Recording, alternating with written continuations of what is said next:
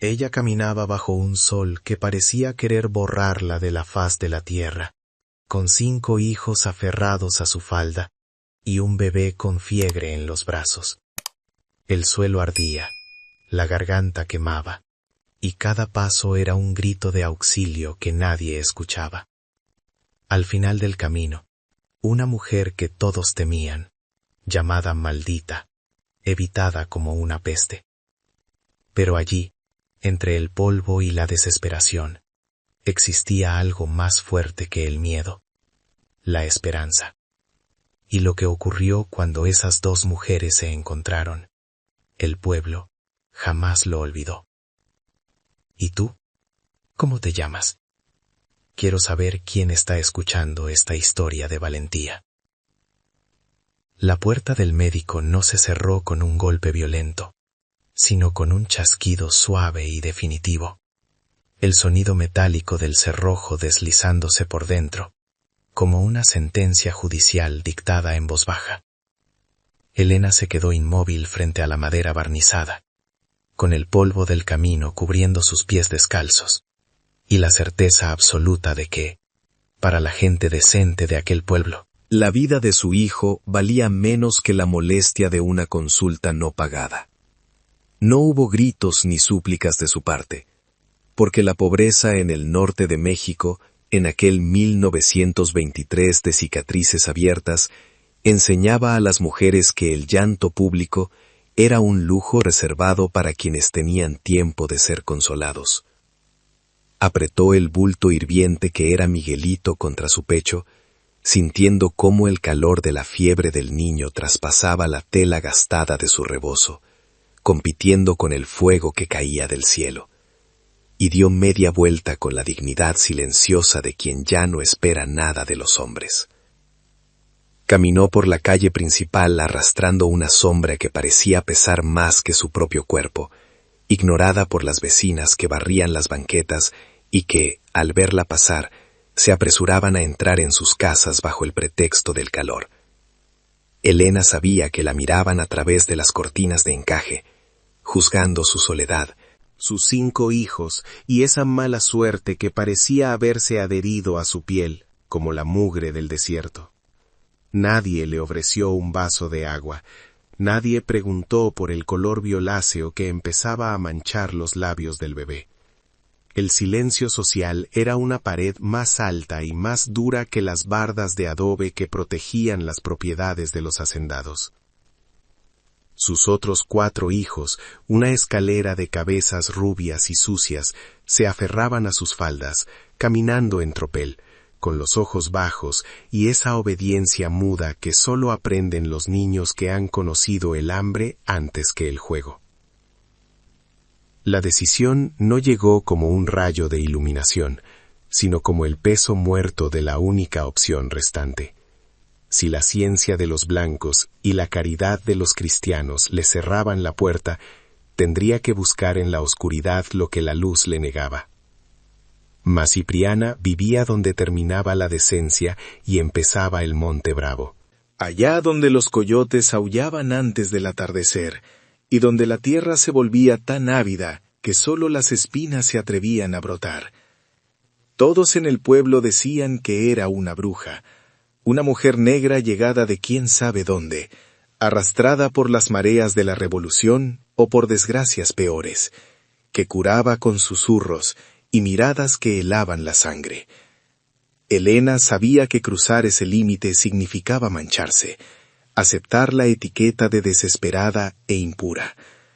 Pero cuando sintió que el pequeño Miguelito dejaba de gemir para entrar en un letargo silencioso, supo que el infierno era preferible a un ataúd blanco del tamaño de una caja de zapatos. Salir del pueblo fue cruzar una frontera invisible entre el orden humano y la indiferencia brutal de la naturaleza, bajo un sol que a esa hora del mediodía no iluminaba, sino que aplastaba todo contra el suelo. El camino de tierra se extendía frente a ella como una lengua de lija blanca, vibrando por la canícula, borrando los contornos de los mezquites y los huizaches en la distancia. Elena ajustó el peso del niño en su brazo izquierdo, sintiendo el calambre muscular como un dolor sordo y constante. Pero no se detuvo a descansar, porque sabía que si se sentaba, la resignación podría alcanzarla. Los niños mayores caminaban detrás, tropezando con las piedras, con las gargantas secas y los labios partidos, pero no se quejaban. Habían aprendido a leer el miedo en la espalda tensa de su madre, y sabían que aquel día no se trataba de caminar, sino de huir de la muerte que les pisaba los talones. El paisaje era un testimonio mudo de la violencia que había barrido el país apenas unos años antes. Pasaron junto a muros de haciendas quemadas y corrales vacíos donde el viento silbaba entre las vigas calcinadas. La revolución se había llevado a los hombres, al ganado y a la esperanza, dejando atrás a mujeres como Elena, viudas de maridos vivos que se habían ido al norte o a la guerra y jamás habían regresado. Ella era la administradora de la miseria, la capitana de un barco que se hundía lentamente en un mar de polvo, y cada paso que daba hacia el jacal de la bruja era una declaración de guerra contra el destino que quería arrebatarle lo poco que le quedaba. No pensaba en Dios en ese momento, porque Dios parecía estar muy ocupado en los altares frescos de la iglesia del pueblo, lejos de este camino de cabras, donde el aire quemaba los pulmones al respirar. Miguelito tuvo un espasmo en sus brazos, un arqueo repentino de su pequeña espalda, seguido de un gorgoteo seco que hizo que el corazón de Elena se detuviera por un segundo. Se detuvo bajo la sombra raquítica de un árbol seco, buscando desesperadamente un poco de agua en la botella de vidrio que cargaba el mayor de sus hijos, Juanito, de apenas 8 años. El agua estaba tibia, casi caliente, y tuvo que forzar los labios del bebé para que tragara un hilo de líquido, observando con terror cómo los ojos del niño se ponían en blanco, perdidos en la fiebre. No había llanto en él, y eso era lo que más aterraba a Elena. El llanto es vida, es protesta, es energía, pero el silencio es la antesala de la nada. Limpió el sudor frío de la frente de su hijo con la manga de su vestido, y volvió al camino con una urgencia renovada, sintiendo que llevaba un reloj de arena que se estaba quedando sin granos. El aislamiento del jacal de Cipriana no era casualidad. La sociedad empujaba hacia los márgenes todo lo que no entendía o lo que temía, y aquella mujer representaba ambas cosas. Elena recordaba los rumores susurrados en el mercado. Decían que Cipriana hablaba con los muertos, que podía secar la leche de las vacas con una mirada o hacer que un hombre abandonara a su familia. Pero en la lógica desesperada de una madre, el poder de dañar implicaba también el poder de sanar. Una fuerza capaz de torcer las reglas de la vida y la muerte. No le importaba si la mujer pactaba con el diablo o con la tierra misma, si podía devolverle el color a las mejillas de Miguelito. Elena estaba dispuesta a pagar el precio que fuera, incluso si ese precio era su propia condena ante los ojos del pueblo. A medida que avanzaban, el terreno se volvía más hostil, el polvo más fino y penetrante, metiéndose en los pliegues de la ropa y en los poros de la piel como un talco asfixiante. Los niños más pequeños empezaron a llorar bajito, un sonido monótono de cansancio y sed, y Elena tuvo que detenerse brevemente para cargar a la siguiente más pequeña, Sofía, obligando a sus músculos ya tensos a soportar doble carga. Caminaba ahora encorvada, convertida en una bestia de carga humana, movida únicamente por el instinto ciego de preservación. No miraba el horizonte, solo miraba sus pies, uno delante del otro, contando los pasos para no pensar en cuánto faltaba. Entrando en ese trance hipnótico que permite a los pobres soportar lo insoportable sin volverse locos. De pronto, El camino se abrió en un claro de tierra apisonada, limpio de matorrales y piedras, un círculo de orden en medio del caos del desierto.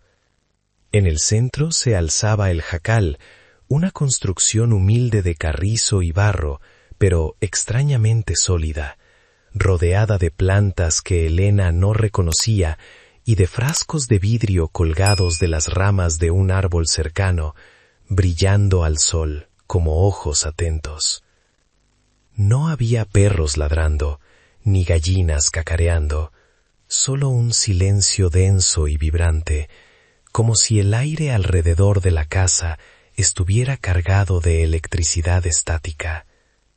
Elena se detuvo en el borde del claro, jadeando, con el sudor corriéndole por la espalda y el miedo atascado en la garganta, sintiéndose una intrusa en un territorio que no pertenecía al mundo de los hombres comunes. La puerta del jacal no estaba cerrada con cerrojos ni candados, simplemente estaba cubierta por una cortina de tela gruesa que se movía levemente, aunque no soplaba viento alguno. Elena quiso gritar, llamar a la ocupante, pero su voz se había secado junto con su garganta. Solo pudo dar unos pasos vacilantes hacia el frente, presentando a su hijo enfermo como un escudo y una ofrenda. Fue entonces cuando la cortina se apartó y apareció ella, Ma Cipriana.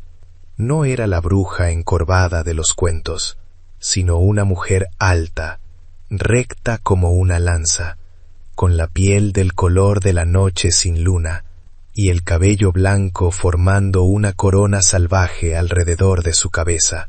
Se quedó parada en el umbral, apoyada en un bastón de madera pulida, mirando a Elena no con odio ni con compasión, sino con una curiosidad antigua y terrible, como quien ve llegar una tormenta que ha estado esperando durante mucho tiempo.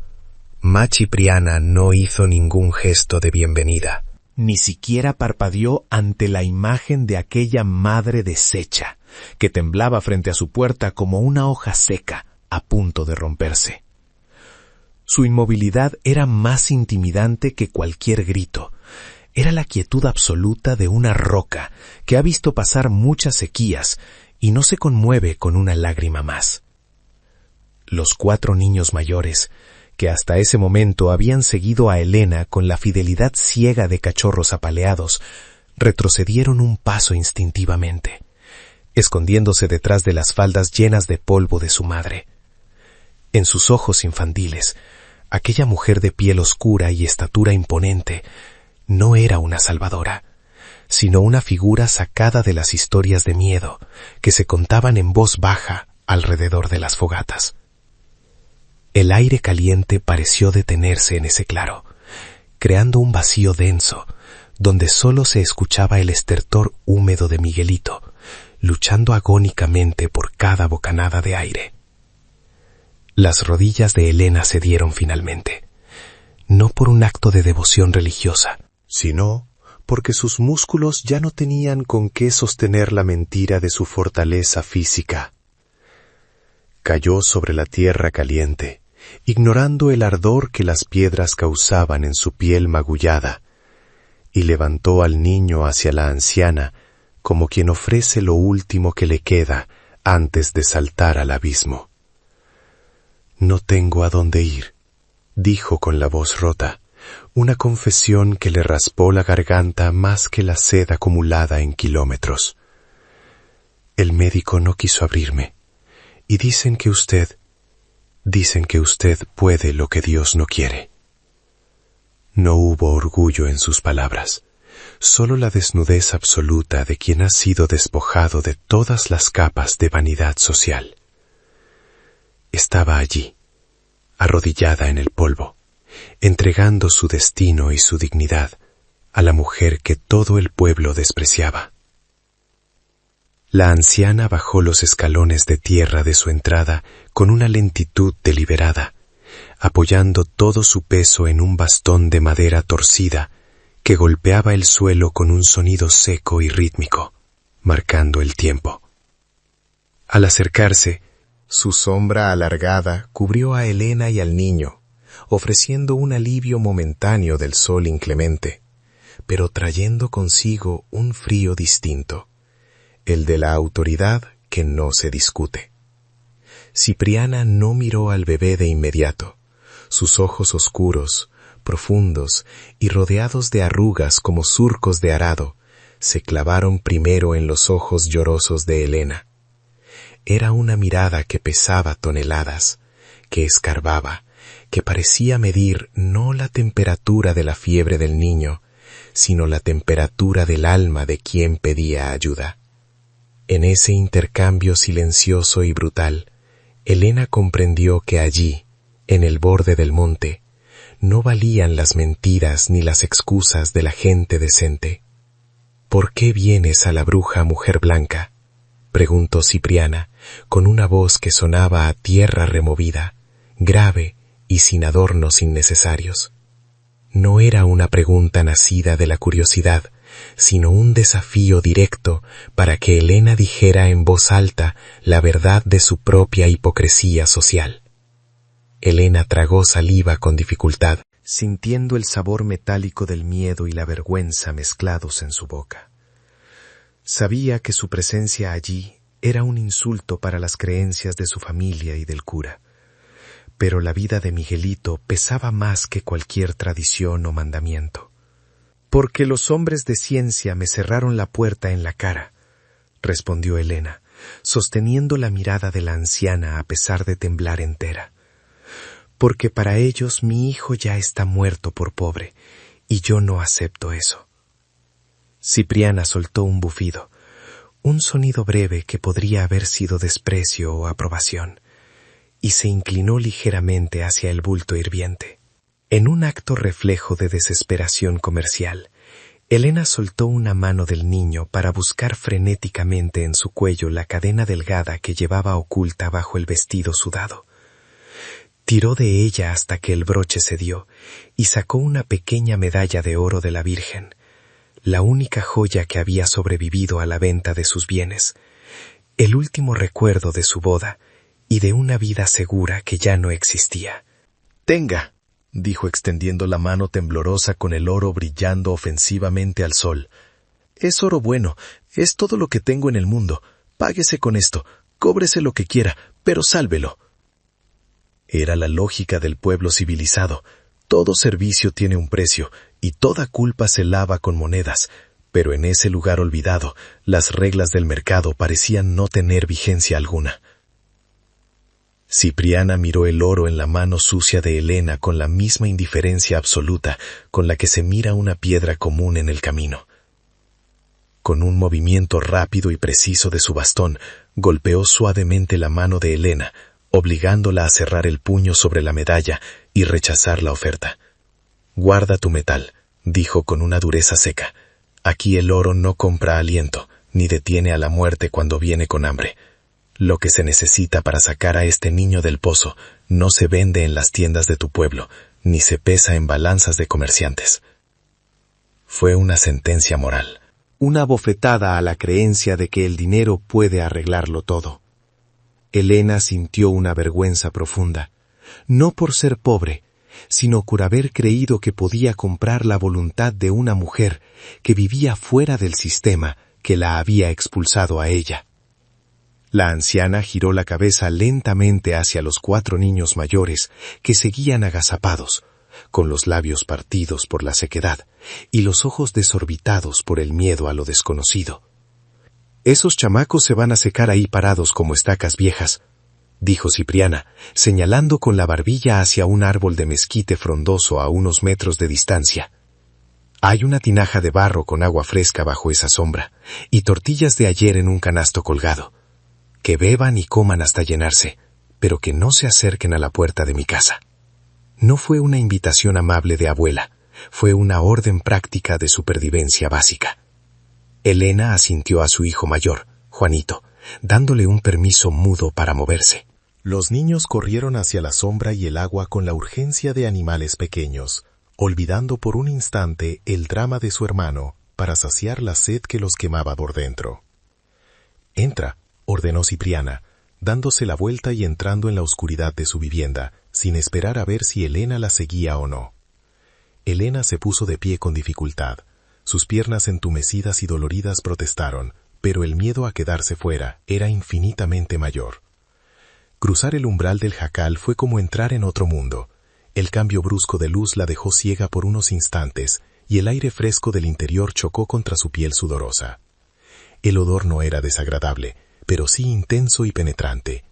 Olía a hierbas secas maceradas, a humo de leña vieja impregnado en las paredes, a alcohol de caña y a algo más terroso, como raíces recién arrancadas del suelo. No había muebles finos, solo una mesa de madera vasta, estanterías llenas de frascos oscuros y manojos de plantas colgando del techo bajo, creando una atmósfera de cueva protectora y ajena al tiempo.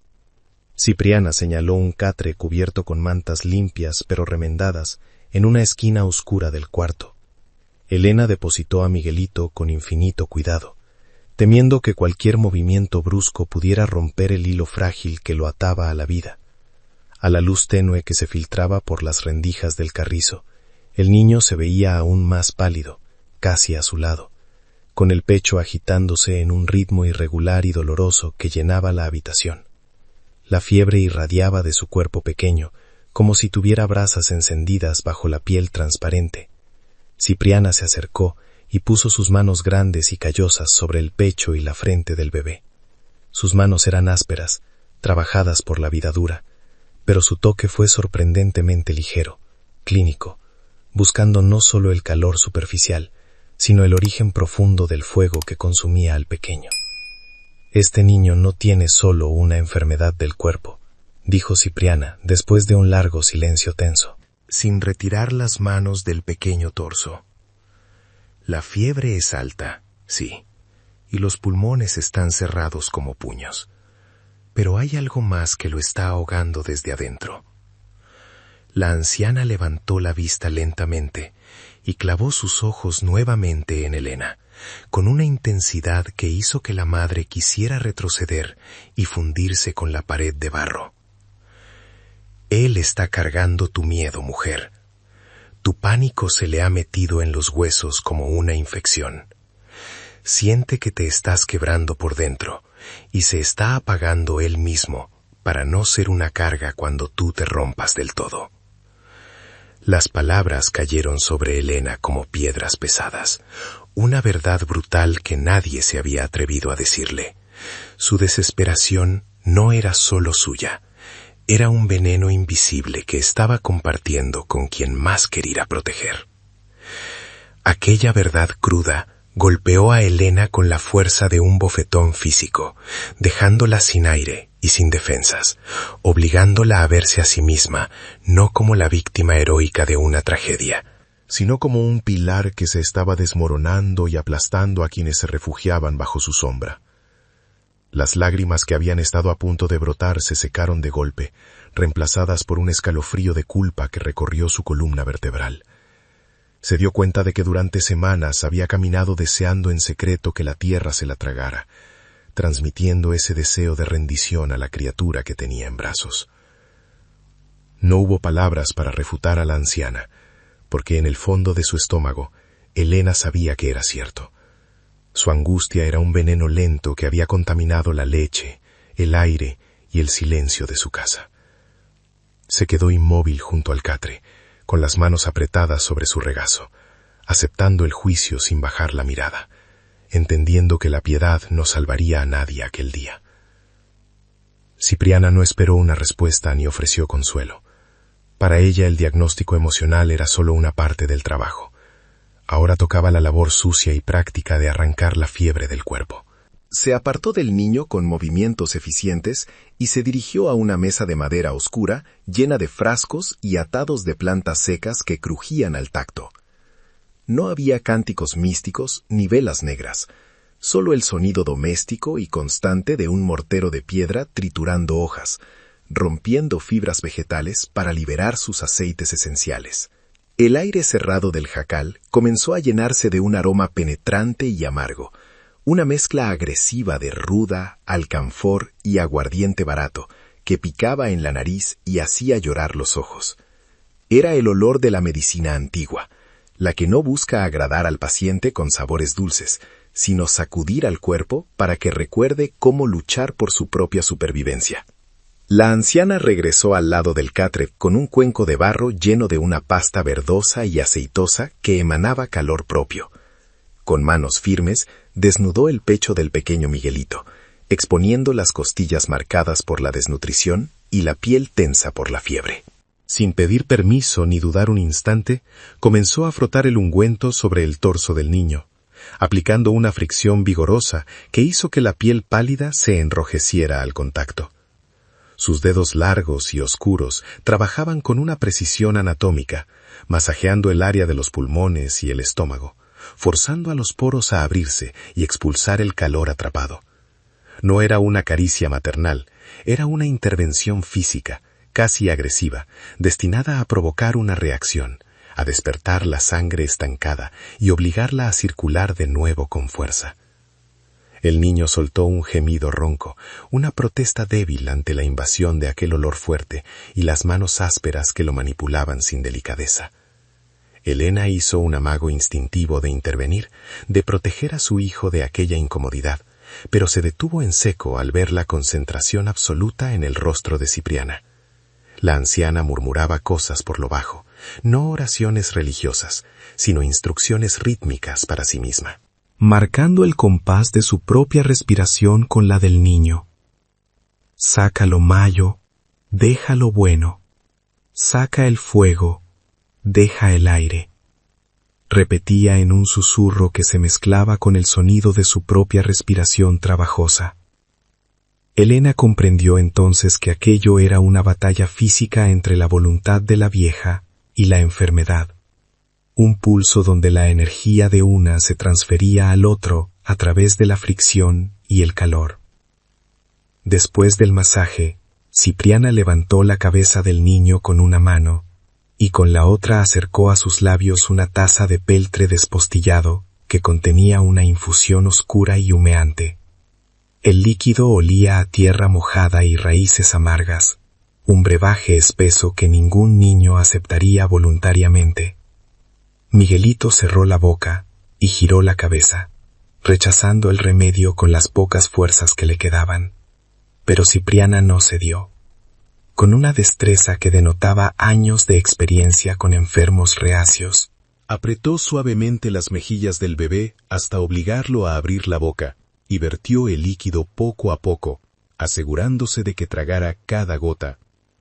El niño tosió, se arqueó y lloró sin lágrimas, pero la anciana mantuvo la taza firme hasta que el contenido desapareció en su garganta, ignorando la angustia visible de la madre, que observaba la escena con los nudillos blancos de tensión.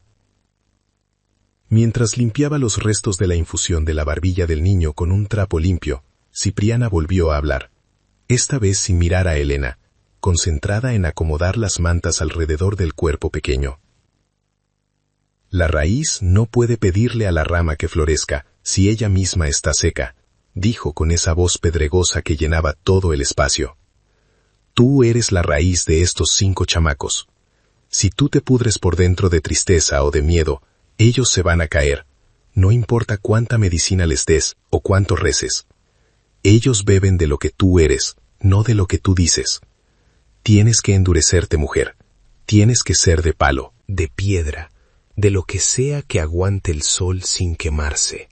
No fue un consejo amable de abuela, fue una orden de reestructuración interna, una exigencia de que Elena matara a la niña asustada que llevaba dentro, para dar nacimiento a la matriarca que sus hijos necesitaban para no morir de hambre.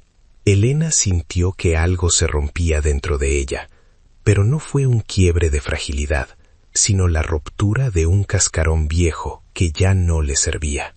Se limpió la cara con el dorso de la mano, borrando cualquier rastro de suavidad, y se puso de pie junto al catre. Ya no temblaba.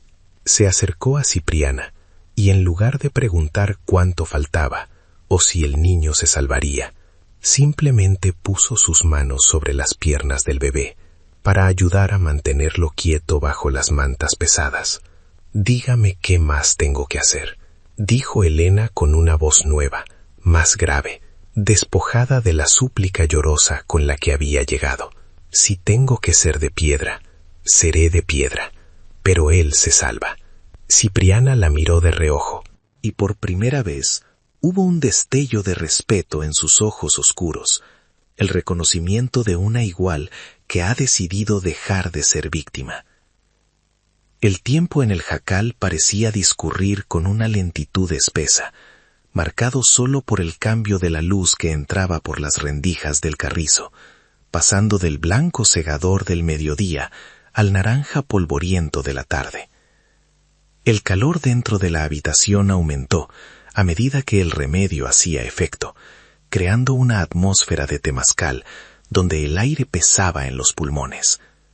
Elena y Cipriana permanecieron sentadas en silencio a ambos lados del catre, vigilando cada respiración del niño, como dos guardianas en una trinchera. No hablaron más. No hacía falta llenar el espacio con palabras vacías, cuando la tensión de la espera lo ocupaba todo. Afuera se escuchaban las risas lejanas de los otros niños y el canto de las cigarras, sonidos de un mundo vivo que contrastaban con la quietud clínica de aquel cuarto en penumbra. De repente, el ritmo respiratorio de Miguelito cambió. El estertor agónico se suavizó, transformándose en un soplido más profundo y rítmico.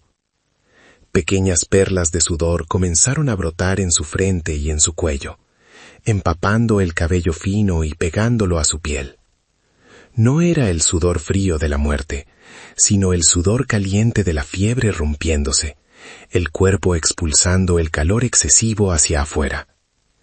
Cipriana tocó la frente del niño y asintió levemente, un gesto mínimo que para Elena significó el regreso del alma al cuerpo.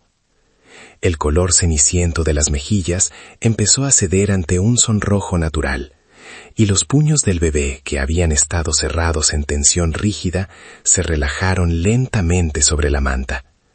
El incendio interno se había apagado, no por milagro divino, sino por la combinación precisa de botánica y voluntad humana. Cipriana se levantó con un crujido de rodillas y fue a buscar un atado de hierbas secas envueltas en papel periódico. Se lo entregó a Elena con la misma brusquedad con la que le había rechazado el oro. «Esto es para 3 días más. Se hierve y se da en la mañana y en la noche. No dejes que le dé el sereno y no dejes que te vean dudar», instruyó mientras acompañaba a Elena hacia la salida. La tierra ya cobró su parte con el susto. Ahora te toca a ti cobrarle a la vida lo que te debe. Sal de aquí con la cabeza alta. Si te ven agachada, te van a comer los coyotes de 2 patas que viven en tu pueblo.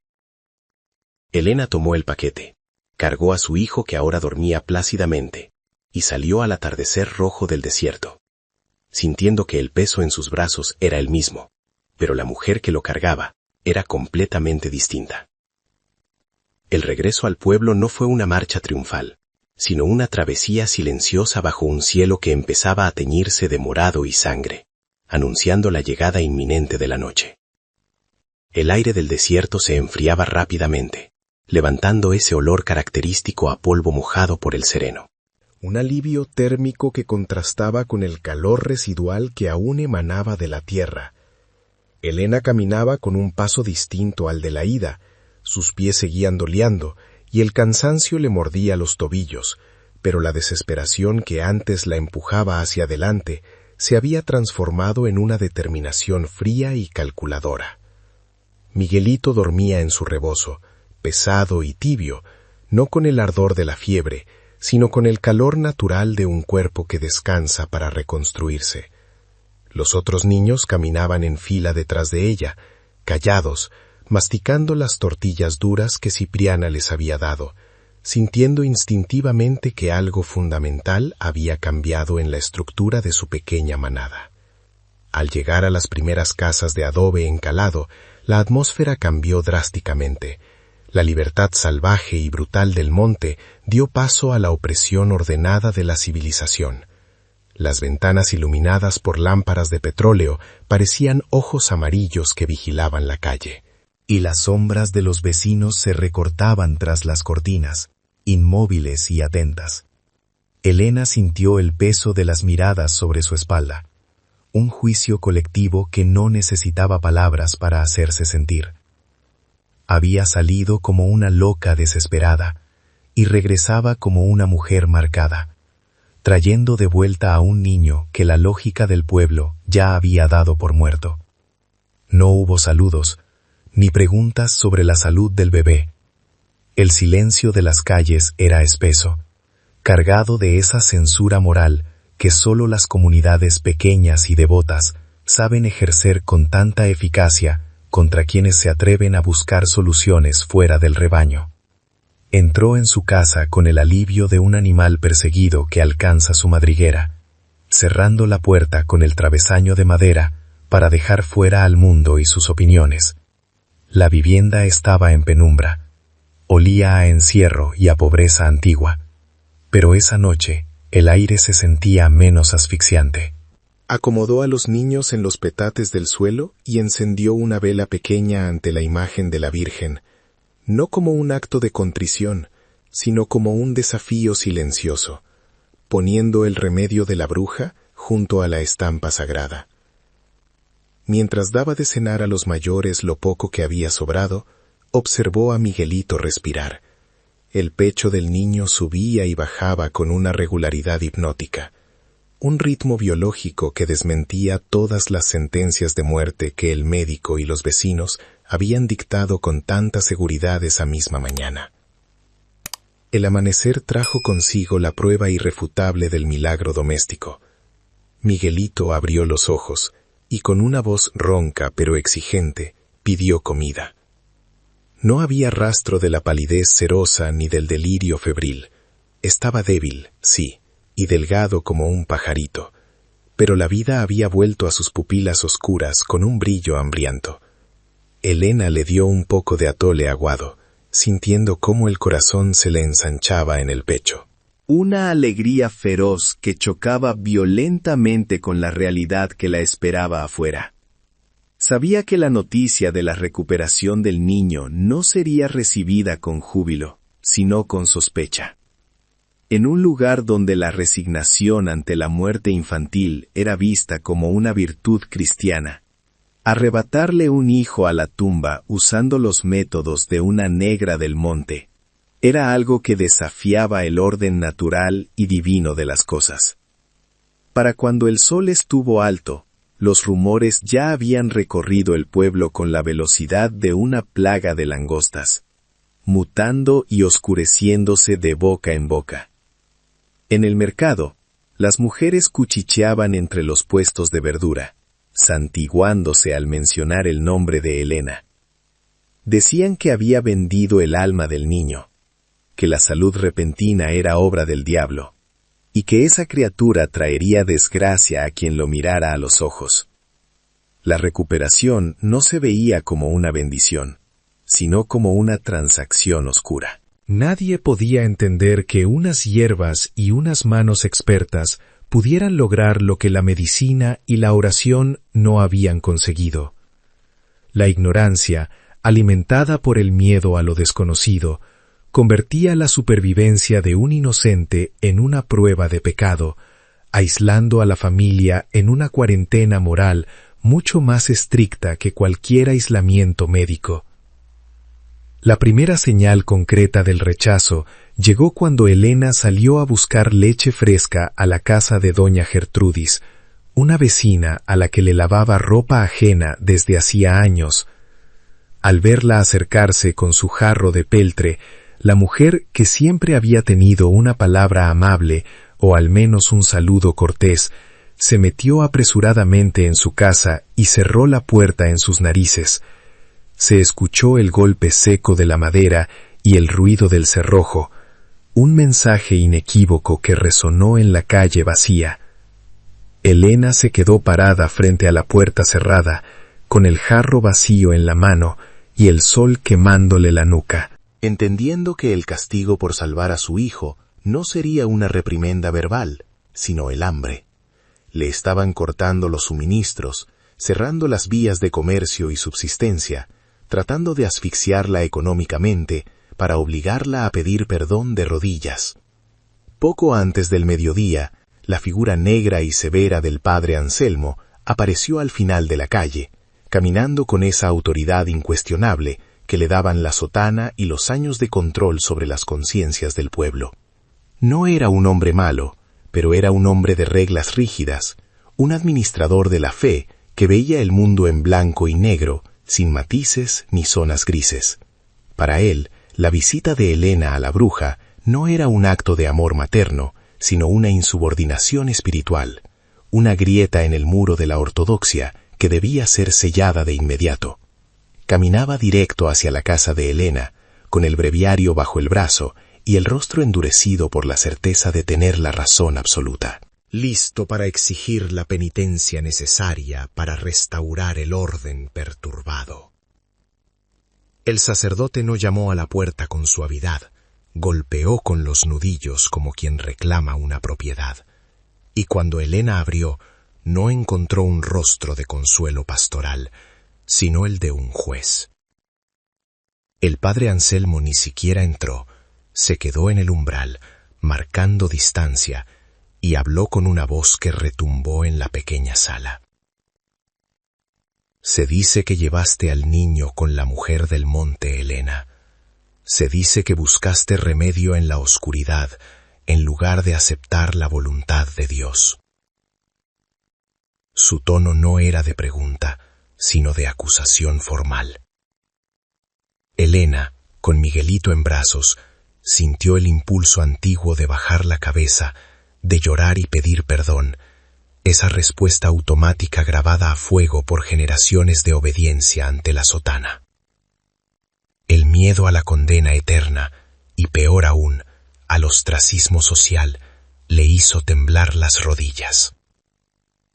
Exijo que te confieses públicamente y renuncies a cualquier trato con esa mujer, continuó el sacerdote, elevando la voz para que los vecinos curiosos pudieran escuchar. Debes traer al niño a la iglesia para que sea purificado, y tú debes hacer penitencia. Si no lo haces, no habrá comunión para ti, ni ayuda de la parroquia, ni trabajo en las casas de la gente de bien. Nadie en este pueblo dará pan a quien pacta con el maligno. La amenaza era clara y brutal. O se sometía a la humillación pública y admitía que salvar a su hijo había sido un error, o condenaba a toda su familia al hambre y al aislamiento. Era una elección entre la dignidad espiritual y la supervivencia material, presentada bajo la máscara de la salvación del alma.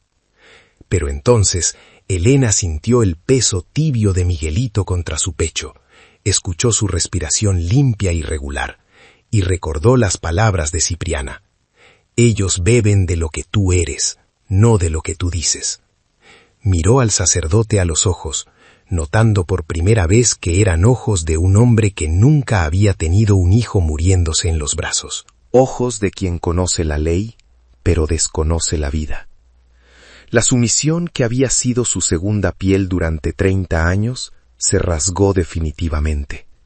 No gritó, no insultó, simplemente sostuvo la mirada del hombre de Dios con una calma que lo desconcertó. Mi hijo vive, padre, dijo en voz baja, pero firme.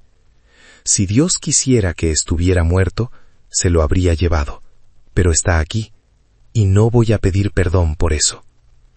Cerró la puerta suavemente, dejando al sacerdote y al pueblo afuera, eligiendo el encierro con su verdad antes que la libertad bajo la mentira.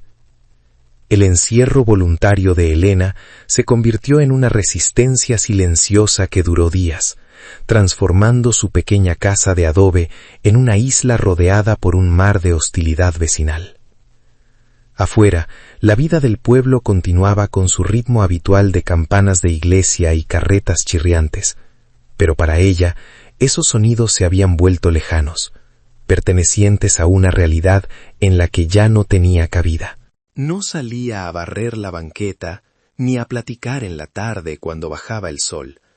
Se mantenía adentro, remendando ropa vieja y contando los granos de maíz que le quedaban en el costal, administrando la pobreza con una precisión matemática. Sus hijos, que antes jugaban en la calle levantando polvo, ahora permanecían en el patio trasero, aprendiendo temprano que el mundo exterior no era un lugar seguro para quienes llevaban la marca de la desobediencia social. La sequía, que hasta entonces había sido una preocupación latente, decidió apretar su garra sobre la región esa misma semana, como si la naturaleza quisiera participar en el drama humano. El cielo se puso blanco, lechoso, sin una sola nube que prometiera alivio, y el viento dejó de soplar, dejando el aire estancado y caliente como el aliento de un horno. Los pozos comenzaron a bajar su nivel dramáticamente. El ganado enflaquecía a ojos vista, con las costillas marcadas bajo la piel reseca, y los sembradíos de temporal se doblaron, amarillos y crujientes, rindiéndose ante la falta de agua. En la lógica torcida de la desesperación colectiva, la gente no buscó razones meteorológicas, buscaron un culpable, alguien tangible a quien señalar por la desgracia que se cernía sobre todos. La conexión entre la recuperación milagrosa del hijo de Elena y la agudización de la sequía se estableció en las cantinas y en los lavaderos con una rapidez aterradora. ¿No les parece mucha coincidencia?, decían las mujeres mientras restregaban ropa con poca agua. La viuda salva al niño con brujería y al día siguiente Dios nos quita la lluvia. La narrativa era perfecta en su crueldad. Cipriana, la bruja negra, había robado la vitalidad de la tierra para dársela al niño moribundo, y Elena había sido la cómplice necesaria para ese intercambio impío. No importaba que la sequía fuera un ciclo natural recurrente en el norte. La necesidad de encontrar una causa moral para el sufrimiento físico era más fuerte que cualquier evidencia climática. El bloqueo económico se volvió absoluto. Cuando Elena intentó comprar un poco de manteca en la tienda de abarrotes de don Matías, el hombre ni siquiera la miró a los ojos. «No hay fiado para ti, Elena, y tampoco hay venta», dijo mientras acomodaba latas en un estante, dándole la espalda. «Se dice que tu dinero está manchado, y yo no quiero salar mi negocio». Elena salió del local con las manos vacías y las mejillas ardiendo, no de vergüenza, sino de una rabia fría que empezaba a asentarse en su estómago, desplazando al miedo. Entendió que no se trataba solo de castigarla, sino de quebrarla, de obligarla a arrastrarse y repudiar públicamente a quien la había ayudado, para que el orden moral del pueblo quedara restaurado. En la intimidad de su cocina, Elena miraba a Miguelito, que ahora gateaba por el suelo de tierra persiguiendo insectos imaginarios. Ajeno completamente al precio que su madre estaba pagando por su vida. Verlo reír, con las mejillas rosadas y los ojos brillantes, era la única confirmación que Elena necesitaba para saber que no había cometido ningún error. Si el precio de esa risa era el hambre y el desprecio de sus vecinos, era una ganga que pagaría 1000 veces sin dudar. Sin embargo, la despensa se vaciaba y la realidad del hambre de sus otros 4 hijos comenzaba a ser una presencia física en la casa, una sombra que se sentaba a la mesa con ellos en cada comida frugal. Elena empezó a hervir quelites que crecían en el patio y a racionar las tortillas, comiendo ella misma solo las sobras, alimentándose de pura voluntad. La tensión escaló un martes por la tarde, cuando Elena fue al pozo comunitario, el único que todavía tenía un caudal decente, para llenar sus cubetas. 3 mujeres del pueblo, madres de familia respetables que iban a misa cada domingo, le bloquearon el paso, formando una barrera humana frente al brocal de piedra. «Esta agua es bendita, es para cristianos», dijo una de ellas, una mujer robusta con un rosario colgado al cuello. «Tú ve a pedirle agua a tu bruja, a ver si ella hace llover para ti». No hubo violencia física, no hubo golpes, solo esa violencia pasiva y devastadora de la exclusión. la negación de un recurso básico, bajo el pretexto de la pureza religiosa. Elena apretó el asa de su cubeta hasta que los nudillos se le pusieron blancos. Dio media vuelta y regresó a su casa con las cubetas vacías, sintiendo cómo la sed se convertía en odio. Los hombres del pueblo, asusados por las quejas de sus mujeres y por la pérdida de sus cosechas, empezaron a reunirse por las noches en la plaza, bebiendo mezcal barato para mitigar la ansiedad del futuro incierto. El alcohol y el calor son malos consejeros. Y las conversaciones giraban obsesivamente en torno a la figura de Cipriana y su supuesta influencia maligna sobre el clima. El capataz de la hacienda principal, un hombre violento acostumbrado a resolver problemas a fuetazos, se convirtió en el líder vocal de aquel descontento. «Hay que cortar el mal de raíz», gritaba con la voz pastosa, golpeando la mesa. «Esa negra tiene un pacto con el diablo y nos está secando a todos para mantener su poder. Mientras ella siga ahí en el monte, no va a caer ni una gota de agua». El punto de quiebre llegó el viernes, cuando una cabra propiedad del alcalde amaneció muerta en el corral, sin marcas visibles de ataque, simplemente desplomada y rígida. En cualquier otro momento, se habría atribuido a la falta de agua o alguna planta venenosa, pero en aquel clima de histeria colectiva, la muerte del animal fue interpretada como una señal inequívoca, una advertencia sobrenatural. «Es la bruja», corrió el rumor antes del mediodía. «Está matando a los animales ahora. Sigue con los niños». El miedo se transformó en pánico, y el pánico, cuando es compartido por una multitud ignorante, se convierte rápidamente en una furia homicida que busca sangre para apaciguar sus propios terrores. Al caer la noche, Elena escuchó un sonido que le heló la sangre, diferente al de las cigarras o el viento seco. Era el murmullo bajo y constante de muchas voces humanas, moviéndose juntas, el sonido de una colmena enfurecida. Se asomó con precaución por una rendija de su ventana, y vio el resplandor anaranjado de las antorchas, reflejándose en las paredes blancas de las casas vecinas. No iban hacia su puerta. La procesión de sombras, armada con machetes, palos y botellas, se dirigía hacia la salida del pueblo, hacia el camino de tierra que llevaba al monte. No necesitó preguntar a dónde iban. El instinto le gritó que la turba había decidido finalmente ejecutar la sentencia que llevaban días rumiando en su odio. Iban por Cipriana. El terror le dijo que se quedara quieta, que atrancara la puerta y cubriera los oídos de sus hijos para que no escucharan los gritos, que agradeciera que la ira no iba dirigida contra ella. Era la opción sensata, la opción de supervivencia, dejar que el pueblo hiciera lo suyo y esperar a que la tormenta pasara. Pero entonces la imagen de la anciana, parada bajo el sol, recibiendo a su hijo enfermo sin pedir nada a cambio, le llenó la mente. «Si tú te levantas, ellos florecen», había dicho Cipriana. Elena miró a sus hijos durmiendo en el suelo, vivos, gracias a esa mujer que ahora iba a ser linchada por salvarlos.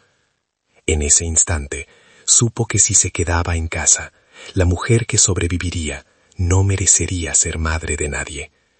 Fue a la cocina, tomó el machete oxidado que había pertenecido a su marido desaparecido y salió a la noche caliente, no para huir, sino para correr hacia el fuego. Corrió hacia el monte, ignorando el camino principal por donde avanzaba la serpiente de fuego de la turba, eligiendo en su lugar los senderos de cabras que conocía de memoria por haber buscado leña tantas veces. La oscuridad del desierto no era negra, sino de un azul profundo y traicionero, lleno de sombras de mezquites que parecían manos estiradas, listas para rasguñar la piel y desgarrar la ropa. Elena no sentía las espinas de los nopales rozando sus pantorrillas, ni las piedras afiladas que se clavaban en sus sandalias gastadas. Su cuerpo había entrado en ese estado de suspensión, donde el dolor físico se pospone para permitir la supervivencia inmediata. El machete en su mano derecha pesaba, no por el hierro, sino por lo que representaba. Una herramienta de trabajo convertida en arma por una mujer que jamás había levantado la mano contra nadie, corriendo para defender a quien el mundo llamaba monstruo. Desde su posición ventajosa entre la maleza, podía ver el resplandor anaranjado de las antorchas avanzando por el camino de tierra. Una procesión macabra que iluminaba el polvo suspendido como si fuera humo de infierno. Escuchaba los gritos de los hombres, voces distorsionadas por el mezcal y la justicia propia, cánticos rotos que pedían sangre para saciar la sed de la tierra. No eran monstruos anónimos. Reconocía la voz ronca del panadero, la risa nerviosa del hijo del alcalde, los gritos de mando del capataz de la hacienda. Eran sus vecinos, los hombres que le vendían el maíz y que saludaban en misa, transformados ahora en una masa sin rostro, impulsada por el miedo atávico a lo que no podían controlar. Esa familiaridad hacía que el terror fuera más agudo, más personal. No era una invasión de extraños, era el corazón podrido de su propio pueblo latiendo al descubierto. Llegó al claro del jacal con el aliento destrozado y el pecho ardiendo como si hubiera tragado brasas, pero sin detenerse a recuperar el aire. La vivienda de Cipriana estaba sumida en una oscuridad total y pacífica, ajena completamente a la tormenta de violencia que se aproximaba por el camino. No había luces encendidas, ni movimiento visible. El jacal parecía una parte orgánica del paisaje, un montículo de tierra y carrizo que respiraba al mismo ritmo que la noche.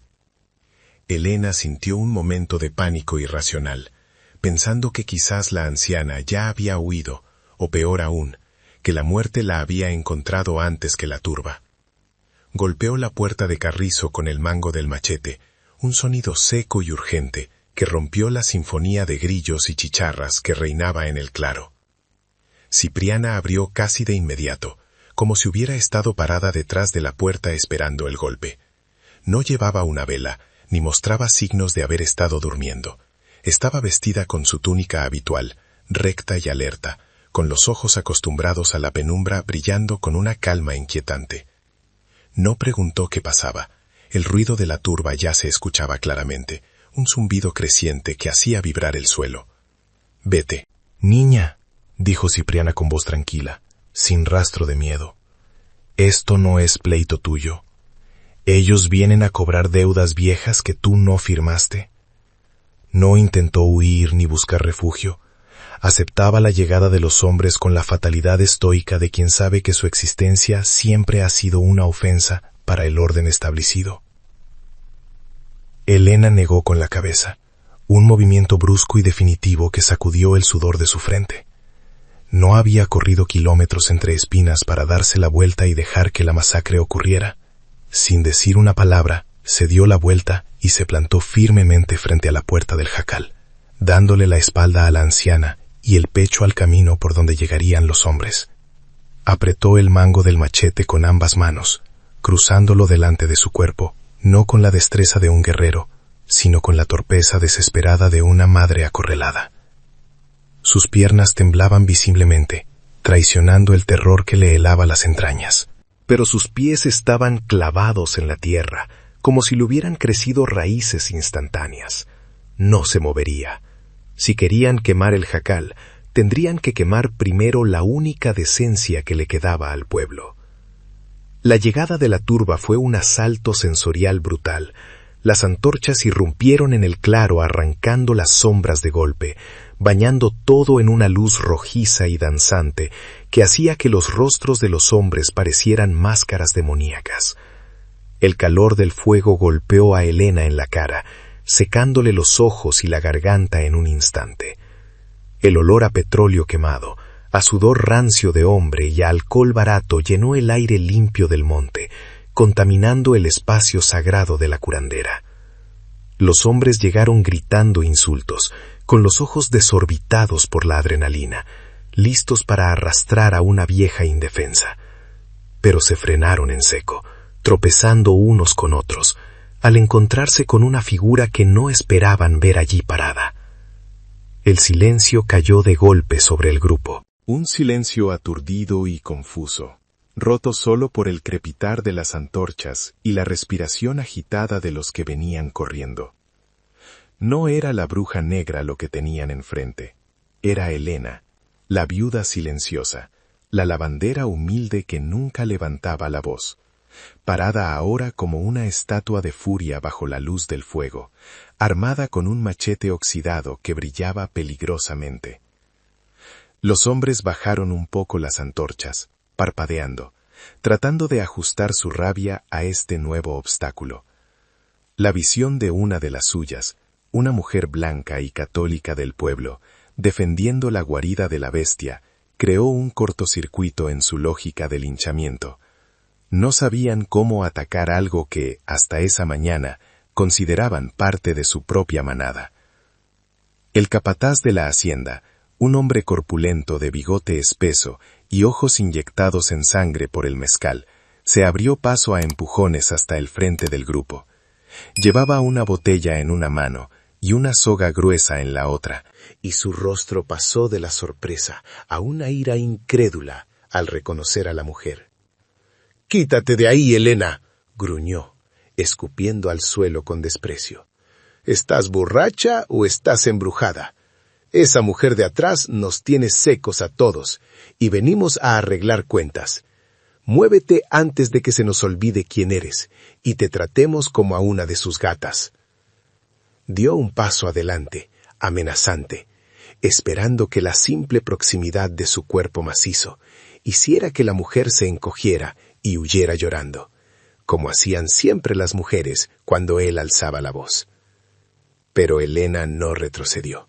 Al contrario, levantó el machete unos centímetros más, apuntando directamente al pecho del hombre, con un pulso que se estabilizó milagrosamente por la pura fuerza de la indignación. «Nadie va a tocar a esta mujer», dijo, con una voz que no reconoció como suya. No era el susurro de la viuda, era un tono metálico y rasposo que salía de las entrañas. «Ustedes dicen que ella seca los pozos, pero yo digo que ella es la única que tuvo agua para mi hijo cuando ustedes me cerraron la puerta. Ustedes rezan para que llueva, mientras dejan morir a los niños de sed. Si ella es del diablo por salvar a un inocente que ustedes desahuciaron, entonces yo también lo soy. Y si quieren entrar, van a tener que pasar por encima de mí primero». Las palabras flotaron en el aire caliente, pesadas y acusadoras, golpeando a los hombres más fuerte que cualquier piedra.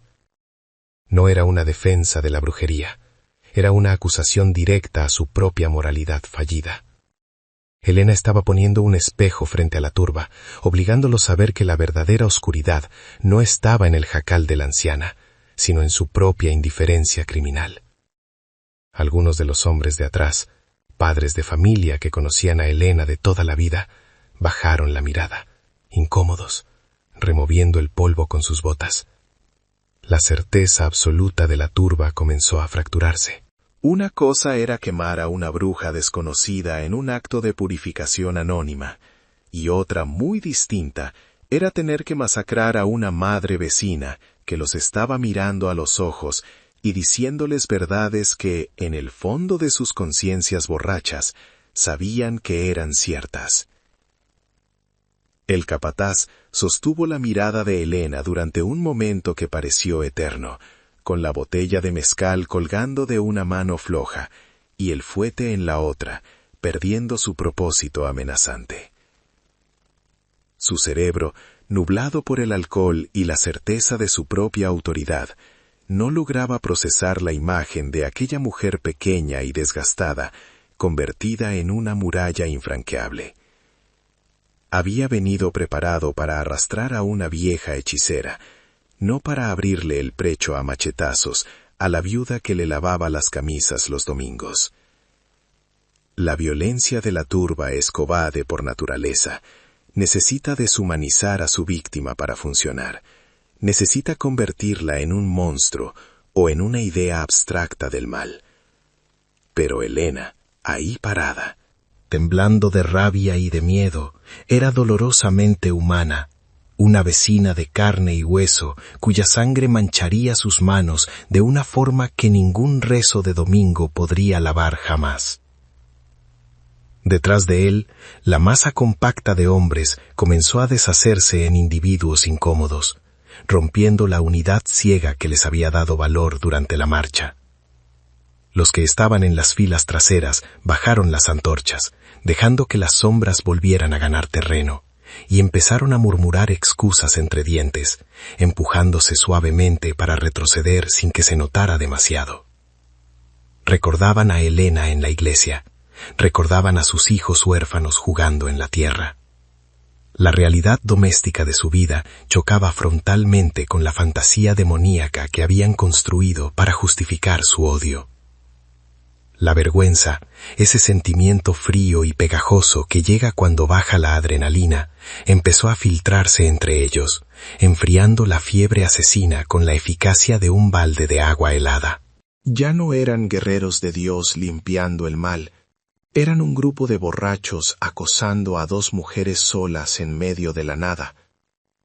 Fue entonces cuando Cipriana decidió salir de la sombra del jacal, no para esconderse detrás de Helena, sino para pararse a su lado. El sonido de su bastón golpeando la tierra rompió el estancamiento del enfrentamiento.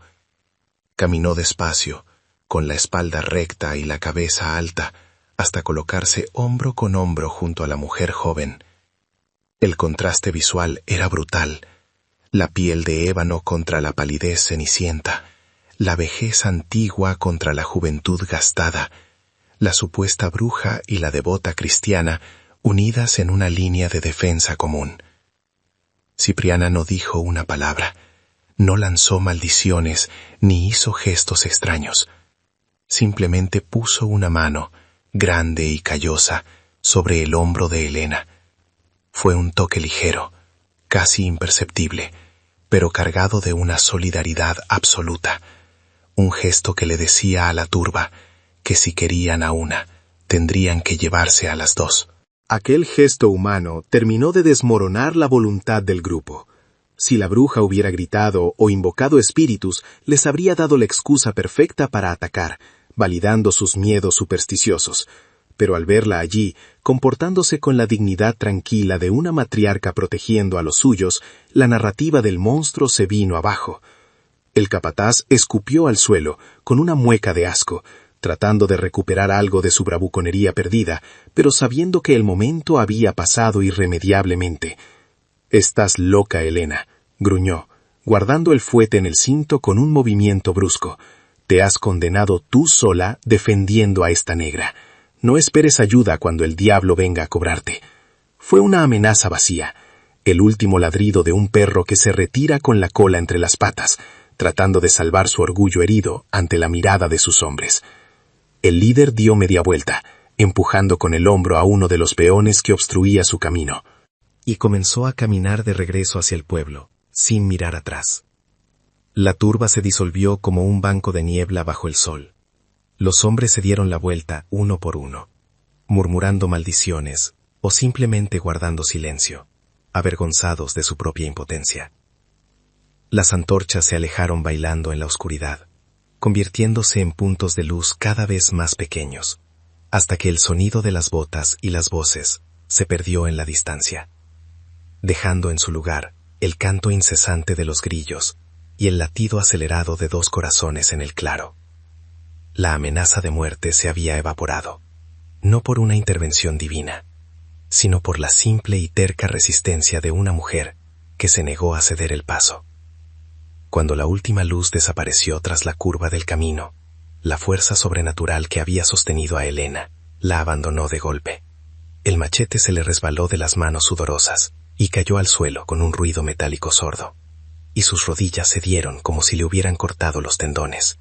No cayó al suelo porque Cipriana la sostuvo, agarrándola por el brazo con una fuerza sorprendente para su edad, manteniéndola erguida mientras el cuerpo de la joven se sacudía con espasmos incontrolables. Helena empezó a jadear, buscando aire como si hubiera estado sumergida bajo el agua, con las lágrimas que no había derramado antes brotando ahora a borbotones, una mezcla de alivio, terror y agotamiento absoluto que la doblaba por la mitad. Cipriana no la abrazó con ternura maternal, ni le dijo que todo estaba bien. La llevó hasta uno de los troncos que servían de asiento frente al jacal y la obligó a sentarse. Luego entró en la vivienda y salió con un jarro de agua fresca, poniéndoselo en las manos temblorosas. «Bebe», ordenó con su voz de piedra. «El miedo seca la sangre, y tú has perdido mucha esta noche». Se sentó en otro tronco frente a ella, apoyando las manos sobre el pomo de su bastón, y la observó mientras bebía. No había gratitud empalagosa en su mirada, sino un reconocimiento profundo. La mirada de un soldado veterano que ve a un recluta sobrevivir a su primera batalla real. «Eres una tonta», dijo la anciana después de un rato, con una media sonrisa que apenas se notaba en la oscuridad. «Una tonta valiente. Podían haberte matado». Elena bajó el jarro, respirando un poco más tranquila, sintiendo cómo el agua fría le devolvía la cordura.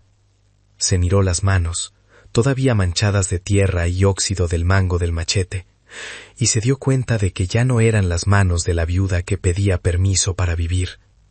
«No podían matarme», respondió con una voz ronca pero firme, «porque ya estoy muerta para ellos. Me mataron cuando me cerraron el pozo y me negaron el saludo. Lo único que me queda son mis hijos y lo que es justo, y dejar que la quemaran a usted no era justo». Cipriana asintió lentamente, aceptando la lógica brutal de la supervivencia. No hubo necesidad de decir gracias. Entre ellas se había forjado un pacto de sangre sin cortes. Una alianza nacida en el filo del peligro, que valía más que cualquier palabra de cortesía. «Tienes fuego ahora», dijo la anciana, señalando el pecho de Elena con un dedo largo y huesudo. «Antes tenías agua, mucha agua de llanto, pero el agua se evapora, el fuego se queda. Ahora sabes que puedes morder si te pisan, y eso, niña, es lo único que respeta esta tierra y esta gente. No te respetan por buena, te respetan por peligrosa». Elena absorbió esas palabras, sintiendo cómo resonaban en su interior, encajando en los huecos que la sumisión había dejado vacíos. Se dio cuenta de que Cipriana tenía razón. El pueblo no la había dejado en paz por compasión, sino por miedo. Miedo a su locura, a su desesperación, a lo que una madre es capaz de hacer cuando no tiene nada que perder. Esa noche, Elena no regresó al pueblo de inmediato. Se quedó sentada en el claro, junto a la bruja, bajo un cielo inmenso y estrellado, que parecía indiferente a las miserias humanas. Compartieron un pedazo de queso seco y unas tortillas secas en silencio, escuchando los ruidos del monte. Dos mujeres marginadas que habían encontrado en la exclusión un terreno común. Elena comprendió entonces que Cipriana no era mágica ni demoníaca. Era simplemente una mujer que había aprendido a vivir sola sin pedir permiso.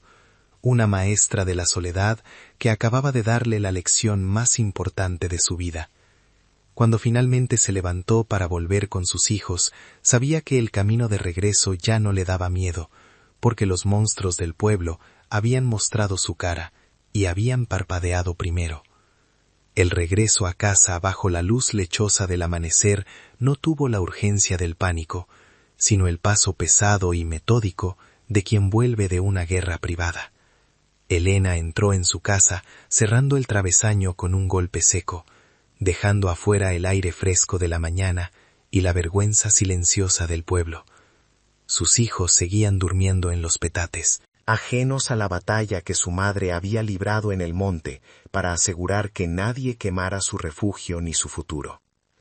Se dejó caer en una silla de paja junto a la mesa vacía, con las manos todavía temblando por la adrenalina residual, mirando sus palmas manchadas de tierra y óxido. No se sentía victoriosa, se sentía antigua, como si esa sola noche hubiera envejecido 10 años, arrancándole la suavidad de la juventud para dejar solo el hueso duro de la supervivencia.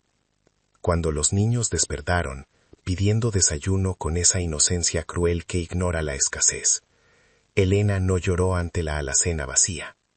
Se levantó con los músculos doloridos y salió al patio trasero, donde la tierra estaba tan dura y agrietada que parecía piel de elefante muerto.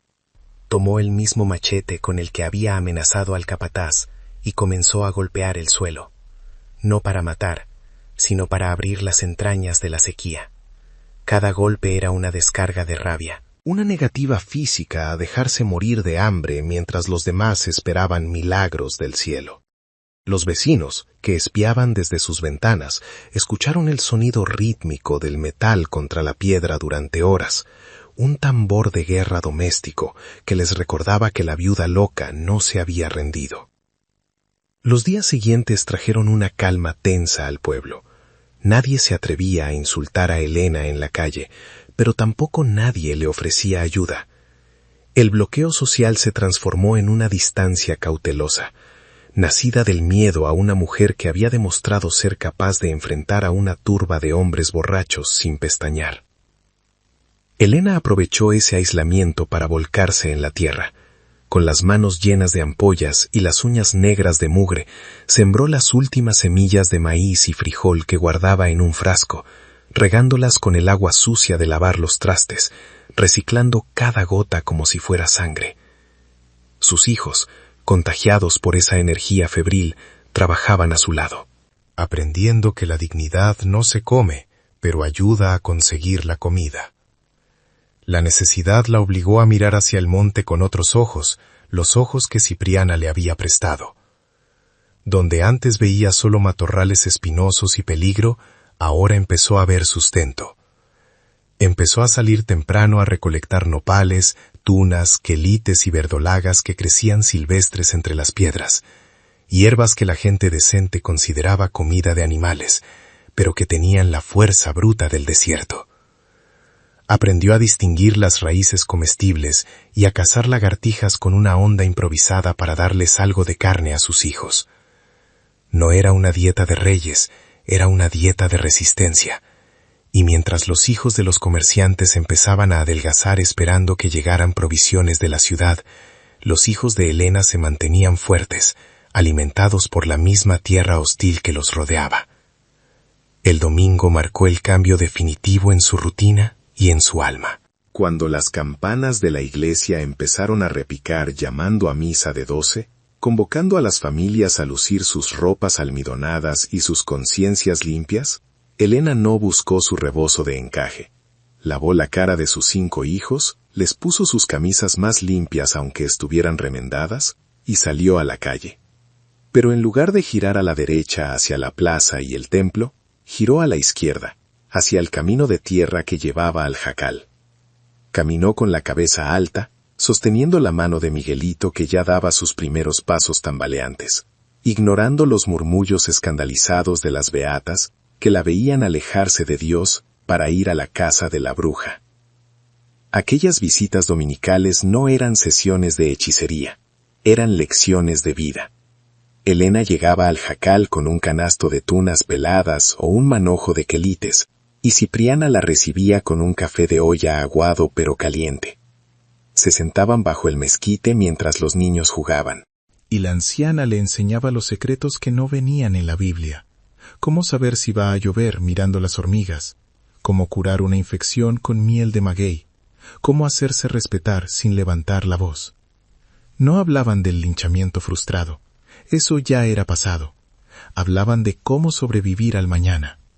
Elena descubrió que Cipriana no era una mística solitaria por gusto, sino una biblioteca viva de conocimientos ancestrales, que el pueblo había despreciado por racismo y soberbia. Finalmente, la naturaleza, indiferente a los dramas humanos, decidió romper su propio asedio. Ocurrió una tarde de agosto, cuando el cielo se puso del color de un moretón gigante, y el viento cambió, trayendo un olor a tierra mojada que hizo que la gente saliera de sus casas con la boca abierta. No fue una lluvia suave, fue una tromba violenta, un diluvio que golpeó los techos de lámina con la furia de 1000 martillos. El pueblo entero corrió a la iglesia a dar gracias a San Isidro, llorando y rezando bajo las goteras, atribuyendo el agua al perdón divino. Elena no fue a la iglesia. Sacó todas las cubetas, ollas y tinas que tenía al patio y se dedicó a recolectar el agua con una eficiencia pragmática, asegurando la reserva para los meses siguientes, mientras los demás perdían el tiempo en procesiones. La lluvia hizo reverdecer el campo, pero fue el trabajo previo de Elena lo que dio frutos reales. Mientras los otros campesinos apenas empezaban a arar el lodo, las plantas de maíz y frijol de Elena, que habían sobrevivido gracias a sus cuidados obsesivos y al reciclaje de agua, dieron un estirón explosivo. Su pequeño patio trasero se convirtió en un oasis verde en medio de solares todavía grises. No era una cosecha para hacerse rica, pero era suficiente para asegurar que sus hijos no pasaran hambre en el invierno. Aquello no fue visto como un milagro, sino con una envidia silenciosa. La loca que se había aliado con la bruja tenía ahora el maíz más alto del barrio. Y eso molestaba más que cualquier sequía. El cambio en la dinámica de poder se hizo tangible una mañana en que doña Gertrudis, la misma vecina que le había negado el agua y cerrado la puerta en la cara, se acercó a la cerca de Elena. La mujer traía un rebozo cubriéndose medio rostro y miraba hacia los lados nerviosamente, como si temiera ser vista. Elena estaba desgranando unas mazorcas y no se levantó para recibirla. Siguió trabajando, dejando que la otra sintiera el peso de su propia incomodidad. «Buenos días, Elena», dijo la vecina con voz melosa y falsa. «Fíjate que mi nieto trae una tos muy fea que no se le quita con nada, y me acordé que tú sabes de remedios ahora». Elena detuvo sus manos, miró a la mujer y vio la hipocresía brillando en sus ojos suplicantes. Podría haberla echado, podría haberle gritado todas las ofensas guardadas y haberle cerrado la puerta con el mismo desprecio que había recibido. Tenía el derecho moral de la venganza. Pero miró hacia el interior de la casa, donde Miguelito jugaba sano y fuerte, y recordó que el odio seca más que la sequía. Se levantó despacio, se sacudió las faldas y caminó hasta la cerca, no como una sirvienta, sino como una dueña. «No soy médico ni soy bruja, Gertrudis», dijo con calma, mirándola directamente a los ojos hasta que la otra bajó la vista. «Pero sé preparar un jarabe de gordolobo y bugambilia que le sacará la flema. Espérame aquí». No la invitó a pasar, no le ofreció agua, ni le sonrió. Le dio la ayuda, porque un niño enfermo no tiene la culpa de la mezquindad de su abuela, pero marcó la línea. La caridad ahora se dispensaba bajo sus términos, y el respeto, por fin, había cambiado de bando. El frasco de vidrio tibio pasó de las manos de Elena a las de Gertrudis como quien entrega un salvoconducto en tierra de guerra, sin rozar la piel, manteniendo esa distancia higiénica que separa la necesidad del afecto. La vecina lo recibió con un murmullo ininteligible, una mezcla de vergüenza y gratitud ahogada, y se marchó apresuradamente, ocultando el remedio bajo su chal, como si llevara un pecado contrabandista. Elena se quedó en la cerca, observando cómo la mujer desaparecía calle abajo, y sintió una extraña satisfacción en el pecho, no la del triunfo vanidoso, sino la de haber roto el cerco. Entendió que el hambre y la enfermedad son los únicos maestros capaces de doblar la rodilla de la soberbia, y que ella, la viuda despreciada, tenía ahora en sus manos la llave que el pueblo necesitaba para abrir la puerta del alivio. La recuperación del nieto de Gertrudis no fue un evento público anunciado a campana tañida, pero el silencio en los pueblos pequeños tiene su propia acústica. A los 2 días, el niño ya jugaba en el patio, y la tos de perro viejo había desaparecido, reemplazada por la risa infantil que atraviesa paredes. La noticia corrió por los lavaderos y las cocinas, no a gritos, sino en susurros conspirativos. El jarabe de Elena funcionaba. Funcionaba mejor que las sangrías del médico y más rápido que las novenas del cura. Y así, la puerta de Elena, que había estado sellada por el estigma, comenzó a recibir golpes tímidos al anochecer. Mujeres con dolores de parto, hombres con heridas de machete infectadas, madres con hijos inapetentes. Llegaban con la cabeza baja, trayendo huevos, gallinas o monedas de plata a cambio de la hierba del monte. Elena los atendía a todos, pero algo fundamental había cambiado en su mirada. Ya no buscaba la aprobación en los ojos de sus vecinos, ni esperaba que la invitaran a sus fiestas patronales. Los atendía con la eficiencia seca de quien despacha un negocio. No había sonrisas falsas ni preguntas sobre la familia. Había un diagnóstico rápido, una entrega de hierbas y un cobro justo. Aprendió a cobrar, no por avaricia, sino por dignidad. Entendió que si regalaba su trabajo, la seguirían viendo como una sierva, pero si le ponía precio, la verían como una autoridad. El favor se olvida. La deuda se respeta, le había dicho Cipriana una tarde, y Elena aplicó esa ley con el rigor de una contadora, convirtiendo su cocina en un dispensario, donde la moneda de cambio era el respeto forzoso. El padre Anselmo observaba esta transformación desde el atrio de su iglesia casi vacía, viendo cómo sus ovejas acudían al abrevadero de la mujer que él había intentado excomulgar. Intentó predicar un par de domingos más sobre los peligros de la idolatría y la brujería, pero sus palabras rebotaban contra los bancos de madera sin encontrar eco en los corazones preocupados por la supervivencia. La gente no había dejado de creer en Dios, simplemente había decidido que Dios estaba demasiado lejos y demasiado ocupado, mientras que Elena y Cipriana estaban allí, al alcance de la mano, con soluciones que se podían tocar y beber.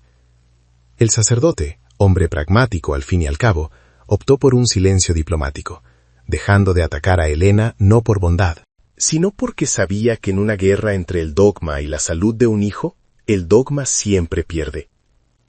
La relación de Elena con sus propios hijos también maduró bajo esa nueva luz dura. Ya no era la madre gallina que los escondía bajo las alas ante el primer trueno. Se convirtió en una madre loba, que enseñaba a cazar y a defenderse. A Juanito y a los mayores les enseñó a no bajar la cabeza cuando cruzaban frente a la tienda de don Matías, a mirar a los ojos y a hablar con voz clara. No somos menos que nadie, les repetía mientras desgranaban maíz por las noches. Comemos de nuestro trabajo y curamos con nuestra sabiduría. Que la vergüenza la sientan ellos, que necesitaron de nosotros después de escupirnos. Los niños crecieron con esa rectitud en la columna vertebral, perdiendo la inocencia blanda de la infancia, pero ganando la armadura necesaria para un mundo que no perdona la debilidad. Un día, el capataz de la hacienda, el mismo que había liderado la turba con la antorcha en la mano, se presentó en la casa de Elena. No venía borracho ni armado, venía a caballo, con el sombrero en la mano y la cara curtida por el sol torcida en una mueca de dolor. Traía la mano envuelta en un trapo sucio y manchado de sangre negra. Una víbora lo había mordido en el campo y el veneno le subía por el brazo. Elena salió al portal, se limpió las manos en el delantal y lo miró desde abajo, sin miedo. El hombre, que meses atrás le había gritado que se quitara, ahora balbuceaba pidiendo ayuda, con el terror a la muerte brillando en sus ojos inyectados. Fue el momento definitivo, la confirmación física de que la balanza de poder se había invertido por completo. Elena podría haberlo dejado morir, habría sido una justicia poética, una venganza bíblica perfecta. Pero miró la herida, miró al hombre temblando, y vio no al monstruo, sino a un animal asustado, atrapado en su propia ignorancia. «Bájese», ordenó, «y mande a alguien a traer a Cipriana. Yo puedo limpiar el veneno, pero solo ella sabe cómo pararlo en la sangre». El capataz obedeció sin chistar, sometiéndose a las órdenes de la mujer que había querido quemar. Cuando Cipriana llegó, caminando despacio con su bastón, las dos mujeres trabajaron juntas sobre el brazo del hombre, salvándole la vida con la misma calma profesional con la que desgranaban mazorcas, demostrando que su humanidad era mucho más grande que el odio de él. A partir de ese día, el capataz se convirtió en el protector silencioso de las dos mujeres.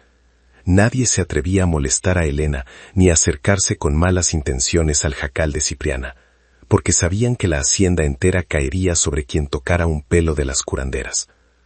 No se volvieron amigos, nunca se sentaron a comer en la misma mesa, pero se estableció un pacto de no agresión y de respeto mutuo, una paz armada que permitió a Elena prosperar.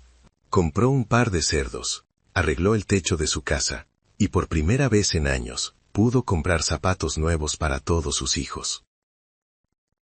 La pobreza extrema quedó atrás, no por suerte, sino porque ella había sabido convertir su desgracia en un oficio indispensable. Sin embargo, Elena nunca olvidó quién era su verdadera aliada.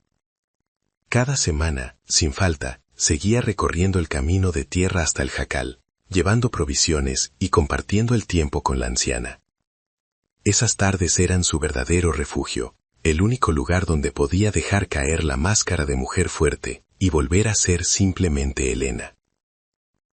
Se sentaban a ver el atardecer, escuchando a los grillos, y a veces Cipriana le contaba historias de su tierra lejana, de un mar que Elena nunca había visto, de dioses que no vivían en iglesias, sino en el viento y en las olas. Elena absorbía esas palabras como agua en el desierto, expandiendo su mundo más allá de las fronteras polvorientas del pueblo. Entendiendo que la realidad era mucho más vasta y misteriosa de lo que le habían enseñado. El tiempo pasó, y el pueblo se acostumbró a su presencia diferente, como se acostumbra uno a una cicatriz antigua. Elena se convirtió en una figura imprescindible, una mujer que caminaba sola, que no necesitaba marido para sustentarse y que no pedía permiso para existir. Las beatas seguían persignándose, sí, pero lo hacían después de haber ido a buscar su remedio para el reuma. Esa hipocresía social ya no le dolía a Elena. La veía con una ironía tranquila, aceptando que la gente es pequeña y que el miedo es un hábito difícil de romper. Ella había roto el suyo, y eso era lo único que importaba. Había cruzado el fuego, y había salido del otro lado no quemada, sino forjada, convertida en acero puro. Los años pasaron sobre el pueblo, y sobre Elena no como una condena, sino como una capa geológica que asentaba la tierra y la hacía más firme.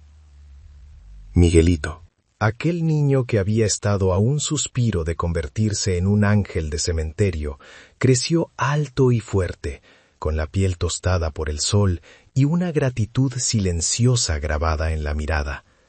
No se convirtió en médico ni en abogado, porque la pobreza rara vez permite esos saltos de fantasía, pero se convirtió en un hombre que jamás le negó un vaso de agua a un extraño. Aprendió de su madre que la bondad no es una debilidad, sino un músculo que se ejercita diariamente, y de Cipriana aprendió que el respeto se gana estando de pie cuando todos los demás esperan que te arrodilles.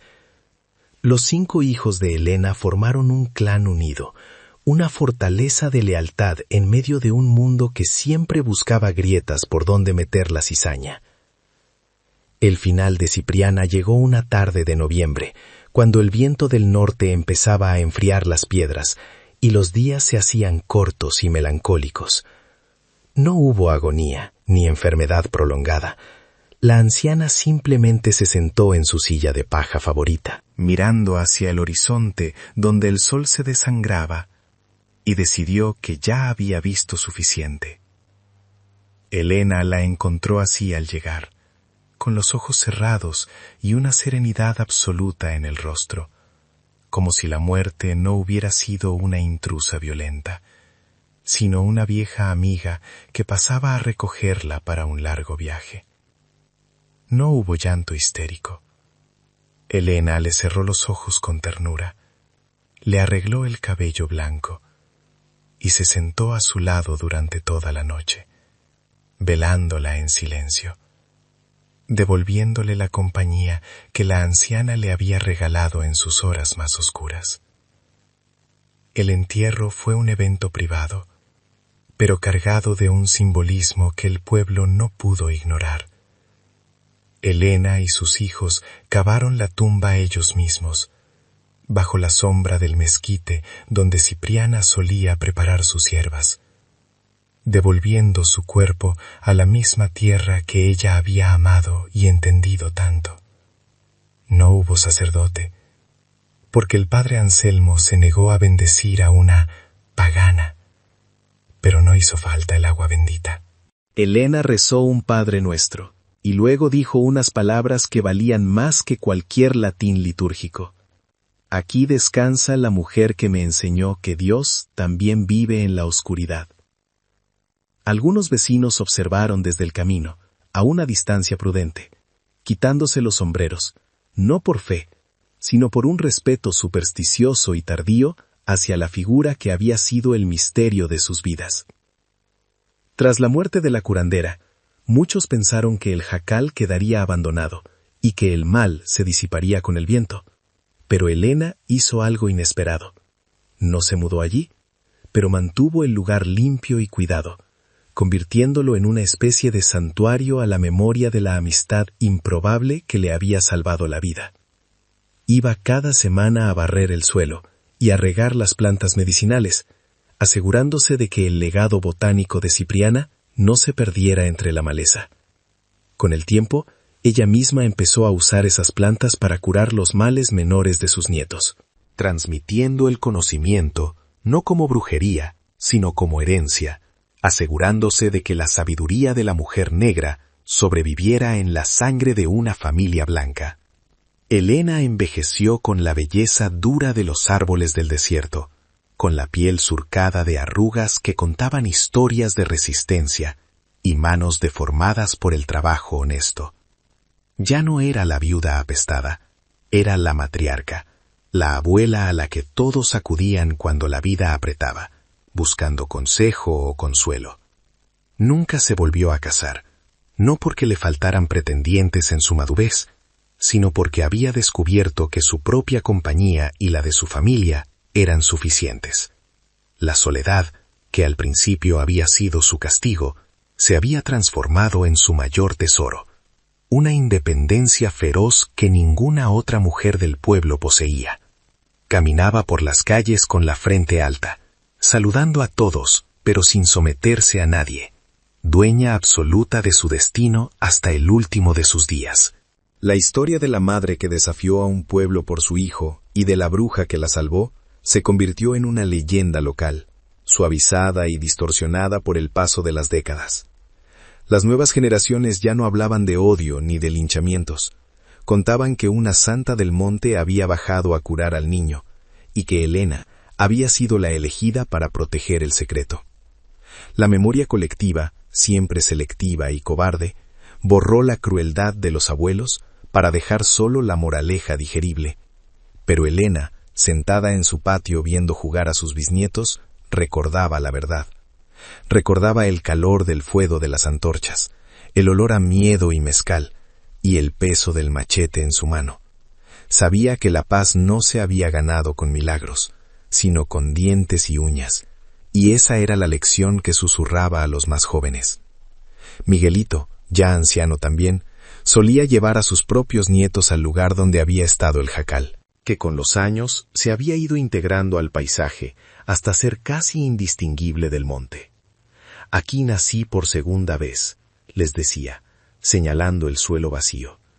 Y no fue gracias a un médico de ciudad, sino a dos mujeres que tuvieron el coraje de ser diferentes. Les enseñaba a respetar a los que eran distintos, a no juzgar por el color de la piel o por los rumores de la gente. Y sobre todo, a nunca, jamás, cerrar la puerta a quien pide ayuda. Esa ética, nacida en la desesperación de 1923, se convirtió en el verdadero patrimonio de la familia, una riqueza moral mucho más valiosa que las tierras o el ganado que nunca tuvieron. El pueblo cambió. Llegó la carretera asfaltada, llegó la electricidad y la televisión, borrando las viejas costumbres y los viejos miedos. El consultorio del médico moderno reemplazó a los remedios caseros, y la figura de la curandera quedó relegada al folclore de los tiempos bárbaros. Sin embargo, en los momentos de verdadera crisis, cuando la ciencia fallaba o el dolor del alma era demasiado grande para una pastilla, todavía había quien buscaba a las descendientes de Elena. Buscaban ese consuelo antiguo, esa mirada que no juzga, esa mano que toca con firmeza y dice, levántate. Porque la tecnología avanza, pero el miedo humano y la necesidad de conexión siguen siendo los mismos, tan áridos y profundos como el desierto que los rodeaba. Al final de su vida, Elena pidió ser enterrada con la medalla de la Virgen que Cipriana había rechazado, pero también con un pequeño saquito de hierbas secas entre las manos.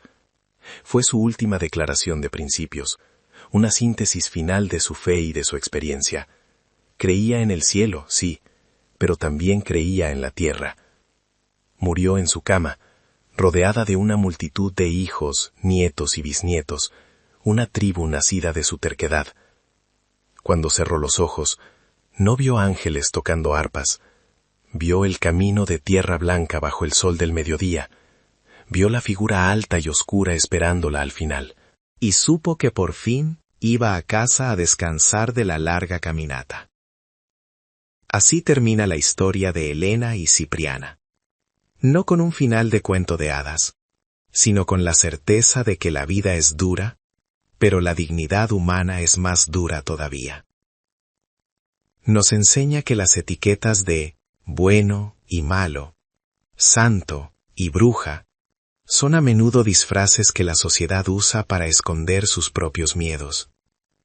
El verdadero milagro no fue la curación de la fiebre, sino la curación del prejuicio en el corazón de una mujer que se atrevió a cruzar la línea. Y esa medicina, la de la empatía radical y la valentía, es la única que realmente puede sanar a un mundo enfermo de indiferencia. ¿Y tú? ¿Has visto una injusticia así donde vives? Cuéntanos en los comentarios.